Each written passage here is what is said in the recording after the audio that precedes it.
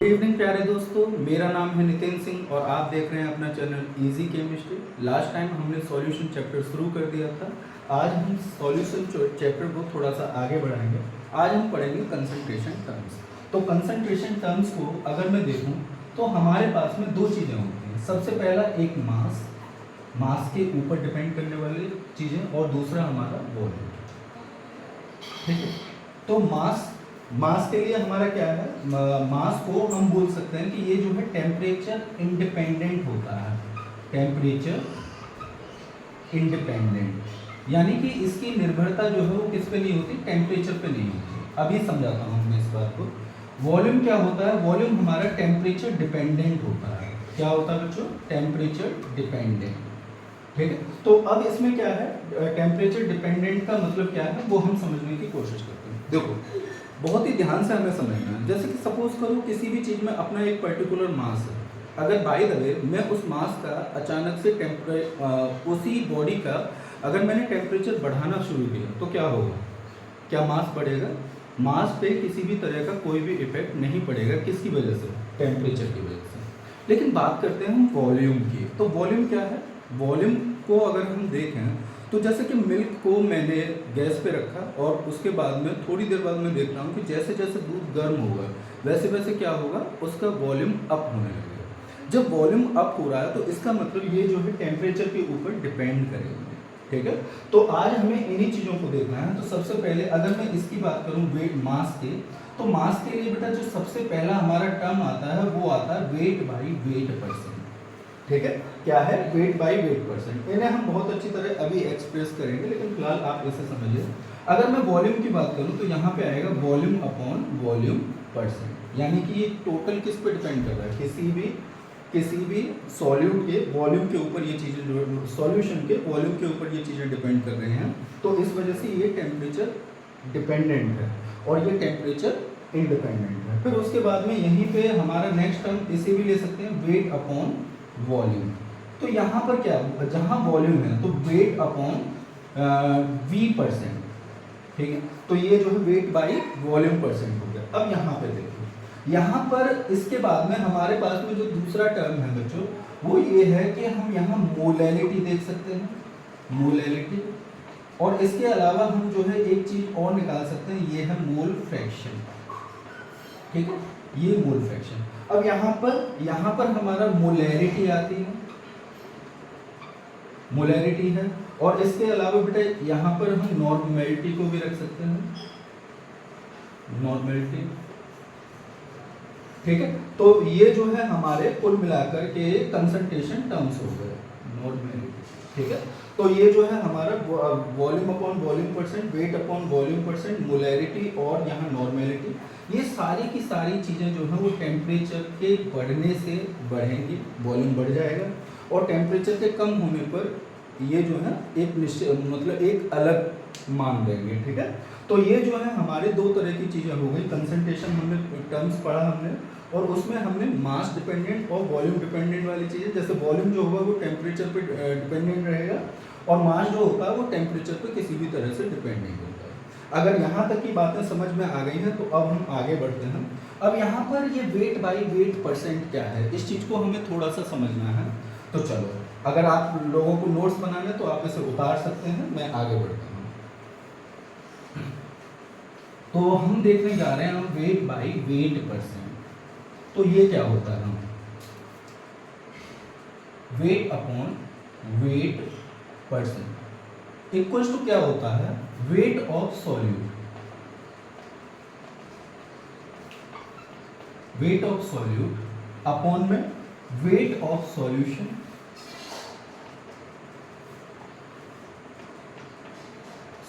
Wait of solution into 100। देखो यहाँ पर क्या है, हमारे पास में कोई भी अगर एक सॉल्यूट है, एक सॉल्यूशन मैंने तैयार किया। इस सॉल्यूशन में क्या है, सॉल्यूशन में मैंने देखा कि इस सॉल्यूशन के अंदर 10 ग्राम अपनी शुगर थी, प्लस में 90 ग्राम क्या था, वाटर था। और इन दोनों को मिला करके मैंने क्या बनाया, मैंने एक सॉल्यूशन तैयार किया। ठीक है, तो ये सॉल्यूशन क्या होगा, सॉल्यूशन बराबर होगा सॉल्यूशन बराबर होगा 10 प्लस 90 इक्वल्स टू 100 ग्राम। ठीक है, अब मुझसे यही पूछा गया कि इसकी weight by weight percent value बताओ, तो weight upon weight percent equals to weight of solute, weight of solute, formula ऊपर है तो हम सीधे वैल्यू रखना शुरू करते हैं इसमें। तो देखो वेट ऑफ सॉल्यूट की जगह हम कौन सी वैल्यू को रखेंगे, इस वैल्यू को, यानी कि ये आया हमारा 10, और वेट ऑफ सॉल्यूशन यानी कि ये हो गया हमारा 100 और इनटू 100, तो क्या होगा 100 से 100 गया, बराबर में कितना आया 10%। ये बहुत इजी वे है, बहुत ही इजी सा क्वेश्चन था। अब इसी पे हम जो है थोड़ा सा आगे बढ़ेंगे और क्वेश्चन को हम सॉल्व करेंगे। यहाँ तक शायद आपको किसी भी तरह का कोई भी डाउट नहीं होगा। चलो आगे बढ़ते हैं। मैंने एक क्वेश्चन लिया, क्या है क्वेश्चन? क्वेश्चन है मेरा यहाँ पर कि 5 gram of sugar is added with 25 gram of water, 25 gram of water. बच्चों एक चीज़ का मैं पूरी तरह से कमिट करता हूँ, अगर आप वीडियो को बहुत अच्छी तरह से देखोगे तो आपके किसी भी चैप्टर में किसी भी तरह का कोई डाउट नहीं होगा। ठीक है, चलो अब हम यहाँ पे देख रहे हैं कि 5 ग्राम शुगर जो है वो ऐड हुई है किसके साथ में, 25 ग्राम के साथ में। ठीक है, तो हमसे क्या पूछा है, हमसे पूछा है कि इसमें वेट अपॉन वेट परसेंट की वैल्यू बताओ, ये क्या होगा। ठीक है, तो देखो सबसे पहले बच्चों ये 5 ग्राम क्या है, ये हमारा सॉल्यूट है, ये हमारा सॉल्यूट है, और 25 ग्राम क्या है, ये हमारा सॉल्वेंट है। क्या है? सॉल्वेंट। ये सॉल्यूट और ये हमारा क्या रहा, सॉल्वेंट रहा। ठीक है, अब हमें क्या निकालना है, हमें वेट बाई वेट परसेंट। लेकिन वेट बाई वेट परसेंट एक बार देखो इस क्वेश्चन को, ये क्या कह रहा है, ये कह रहा है कि अभी हमारे पास में सॉल्यूशन नहीं है। ठीक है, तो सबसे पहले वेट बाई वेट परसेंट लगाने से पहले हमें ये वाला फॉर्मूला लगाना पड़ेगा, solution equals to solute plus solvent. थोड़ा सा इजी वे में चलेंगे ताकि चीजें जो हैं अच्छी तरह समझ में आए। तो 5, ठीक है, सॉल्यूट हमारा कितना 5 ग्राम प्लस में 25 इक्वल्स टू कितना हो गया 30 ग्राम। ये कितना आया वैल्यू 30 ग्राम। चलो अब हम निकालते हैं वेट अपॉन वेट परसेंट, वही पुराना फॉर्मूला, तो हम सीधे वैल्यू रखेंगे। यहाँ पे सॉल्यूट की वैल्यू कितनी है 5 अपॉन में 30 इंटू 100। अब इस जीरो से इस जीरो को कैंसिल किया, यहाँ हमारा कितना बचा 50 अपॉन 3। ठीक है, अब इसे 3 से करके देख लो, 3 बन जा 3, 2 बचा, यहाँ से 0 लिया, 16 सॉरी हाँ ठीक है 6 टाइम गया। अब यहाँ पे 2 पॉइंट लगाया, फिर से 0 बढ़ाया, कितना आ गया वो 16.6%। ये तो था सबसे इजी तरीका।